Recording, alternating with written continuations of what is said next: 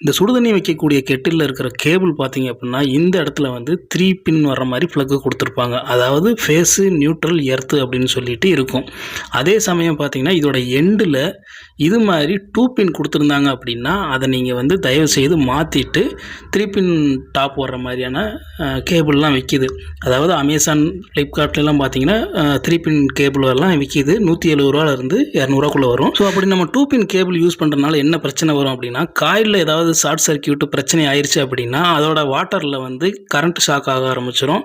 So அதாவது காயிலில் இருக்கக்கூடிய எல்லா வகையான மோட்டார் காயில் ப்ளஸ் இந்த மாதிரியான இண்டக்ஷன் ஸ்டவ்வு, ஹீட்ரு, அயன் பாக்ஸு எல்லாத்துலேயும் வந்து 3 பின் டாப் வந்து கம்பல்சரி கொடுத்துருக்கணும். ஏன்னா எர்த்து வந்து ரொம்பவுமே முக்கியமானது. நான் சொன்ன மாதிரி எல்லாத்துலேயும் 3 பின் டாப் இருக்குதான்னு செக் பண்ணிக்கோங்க. அப்படி இல்லை அப்படின்னா கேபிள் நீங்கள் உடனடியாக சேஞ்ச் பண்ணிக்கோங்க. அதை விட முக்கியமான விஷயம் என்னென்னா உங்கள் வீட்டில் எர்த்து இருக்கான்னு சொல்லிட்டு ஒரு தடவை செக் பண்ணிக்கோங்க எலக்ட்ரிஷியனை கூப்பிட்டு.